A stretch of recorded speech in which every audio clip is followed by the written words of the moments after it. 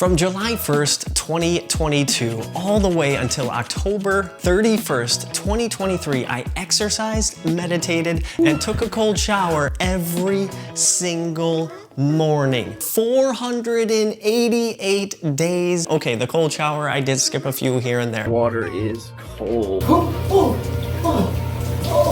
All of life can be explained in this right here. These are the three words that explain everything in your entire life, and it's thoughts, feelings, and actions. Now, to understand this dynamic is to understand that they influence each other all the time. You need to get these three things on the same plane. They have to be on the same level.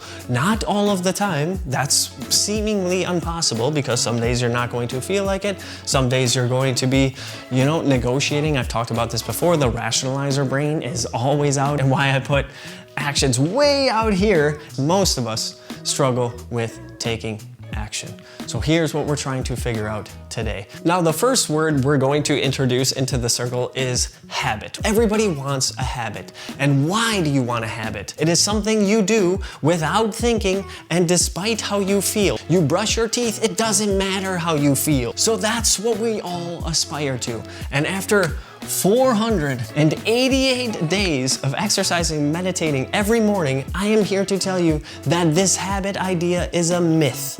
Our mind creates habits based on time and place. But that just means when something changes, your habit's going to change, and then you're going to get mad at yourself because you couldn't be consistent. This is why I think the idea of habit isn't really useful. Again, I exercised for 488 days in a row, and I realized as soon as I went to go travel, all of that went out the window. It just became too difficult, and then guess what happened? My mind eventually went back to the baseline before 488 days of like, we don't have to exercise today, and then 1 day, and then 2 days, and then 3 days. No matter what, you're most likely still going to have to push yourself to do the things that you don't want to do. And letting go of the idea of like, okay, one day I'm gonna have this habit and I'll never have to think about it and I can override my feelings. So just understanding that, hey, maybe this won't be a habit, but some days I'm going to think I don't want to do it, but I'm gonna do it anyways. Some days I'm gonna feel like I'm not going to want to do it, but I'm gonna do it anyways. That's more realistic and more helpful for the world that we live in,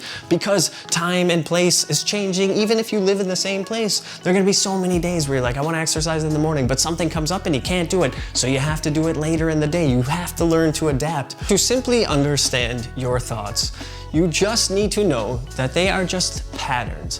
There's a famous law that people always say, it's called Hebb's law. It says neurons that fire together, wired together. The more that you do anything, that you think something, especially, you create a connection in your brain that is always easy to reactivate. Something could trigger you and boom, you're right back on that thought. And then it's the stories that you tell yourself about you and your place in the world. And next is meaning. As an overthinker myself, trying to become an ex-overthinker, thoughts became an addiction. Overanalyzing, over-preparing, trying to predict the future.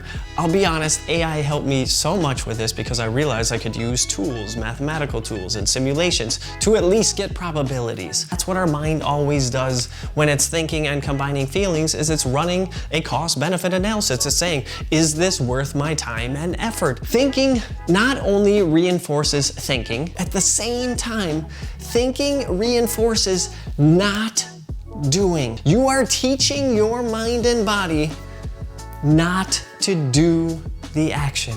So every moment, every minute you spend in thinking reinforces non-action. Now, this might offend some people because feelings are so real and they're so powerful, and they are, there's no question. But simply, they are just chemical reactions in our body. That's it. Lisa Feldman Barrett has, I think, one of the best books on feelings right now. We call them emotions. And these are the words we use to explain these chemical reactions. A good example of this is maybe you go on a first date and you're going to meet someone, and we've all had that feeling. It's like that kind of anxious excitement you get inside your stomach, and then we give a word to it. Some people might say, I'm feeling anxious. I, on the other hand, would say, oh, I'm feeling excited. I'm looking forward to this. It's different for everybody. And this is how we need to understand what emotions actually are. They are simply the words that we use, and this is how they all tie together. And this is why we never do what we say we're going to do, because our chemical reactions are more or less outside of our control. Our body is always budgeting. There's different sensory input. It's based on our sleep. Did we exercise? Did we get sunlight? Did we socialize? Did something go wrong? Are we thinking about stressful situations? There are so many factors that play into this that it's almost hard to pinpoint any one thing, but that's what we're always trying to do. We're always trying to find a habit that controls one of these variables: our thoughts or our feelings. Now you might be asking yourself, how can you work with your thoughts and feelings? Here are the kind of habits that I'm talking about. Again, I don't believe you could always have a habit where it's perfect all the time and it's going to work and you never have to think about it and you're always going to feel like it. That doesn't exist. These are what I call the Great 8. The things that you need to do to live a good life. It's really these things and that's it. Exercise, preferably daily, and doing the thing that you like. Mindfulness, or I also think of as identity, kind of figuring out who you are and getting control of your mind. Sunlight. I personally suffer from winter blues, if you know what I mean, and sunlight is actually medicine. But now more research is coming out to show how important it is. Just taking a supplement, a vitamin D supplement, isn't enough. You need it on your skin. Plus, you also need it in your eyeballs. It's very important. Nutrition, we all know that. Sleep, everybody knows that now. But also, what kind of sleep you're getting is important. Connection, this is the key to happiness. Number one predictor of happiness was the quality of your relationships. And then purpose, finding a reason to wake up and get after life. Like, what do you want to be here for? And the next one is growth. The reason we are here on earth is not to just be yourself. That's horrible advice. People are like, just be yourself. Don't be yourself. Yourself is this disaster of feelings and thoughts and inaction. Negative self-talk, traumas and bad memories and regrets. That's yourself. The point of being here in life is to grow, to be better, to make an impact. And it's not this idea of like self-improvement for life. It's just literally simply the point of life is to grow and progress. What other point is there? That's the idea. That's the whole reason I believe we are here. Let's be honest. Like I said, yourself in there is probably a disaster if you're just trying to be yourself. You want to be the best version of yourself, what you're capable of. That's what you really want inside. That's what your brain wants. It wants to learn. It wants to grow. And the problem is, if you're not doing some of the things that you say you're going to do or that you think you want to do, you probably made them too big or too hard or too difficult or too daunting or put too much fear around it or told yourself too many stories about it. Let's get into the last part, why you don't take action. And this is the key. If you like these videos, subscribe to my newsletter. Link is down below. I send out weekly information about all sorts of things. Self-improvement, books, life, travel, AI. You definitely won't regret it. Now back into it. So we've got thoughts and feelings. Hopefully you have a better understanding of that. Your thoughts are all the stories, again, that you've just told yourself over the years repeatedly. Something happened in your life and then you had to build a story around it. That's okay. That's what your brain does. It's helpful to have a story. And our feelings, if you could just see them as simply as chemical reactions and sensory data, maybe just sitting there and being like, okay, this is just the feeling. Maybe I didn't sleep. Maybe I ate something weird. Maybe I'm thinking something stressful. And that's all it is. And then again, that goes back to the story and the words you use. And these all just interconnect.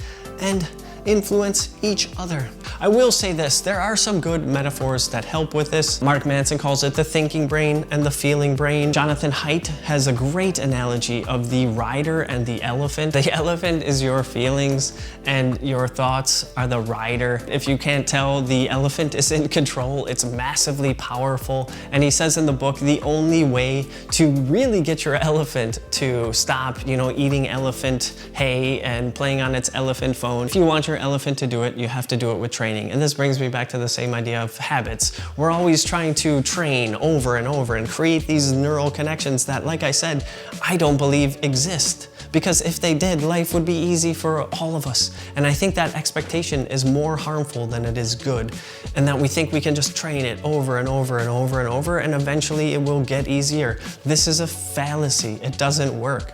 But the question for me always came back to this. After 488 days in a row, without missing them, exercise and meditating, why did it get impossible to do the actions after I stopped? Okay, let's start with methods we can use to get control of these a little bit, which then in turn makes actions easier. The problem I have with meditation is it is so helpful and so harmful at the same time. What do I mean by that? Is everybody just says the word you need to meditate.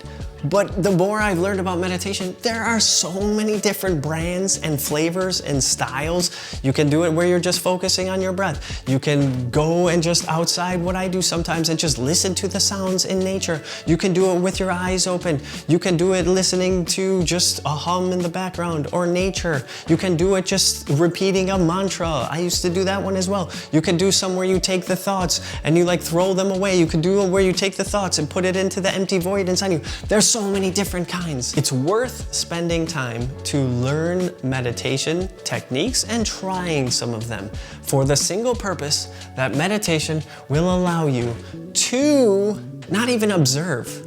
Because again, there's just so many words that don't fit. It's not control, it's not overpower, it's not observe, but it's to be aware and see the thought and then choose how you want to respond to that. So the thoughts are going to come up. They just are. You're all sorts of mess in there. This is really the only answer we have, and maybe journaling. But I use journaling to just problem solve. Some people like The Artist's Way by Julia Cameron, which is fine. She has all sorts of different kind of versions you can use in that. Not just the morning pages, but different versions you can use to figure things out at different points in your life. That's fine. That might help you get your thoughts out on paper and see what your thoughts actually are. But again, it doesn't solve the thought problem because the thoughts are still going to come up. And this is what meditation just allows you to do. I'll also add this one here, therapy or CBT or DBT. It's about, again, your thoughts and your feelings. I would say that's a bit of a combination. But how do we deal with our feelings? All of our traumas and bad experiences and even good experiences are stored somewhere in the body and they have to come out. They're just blockages.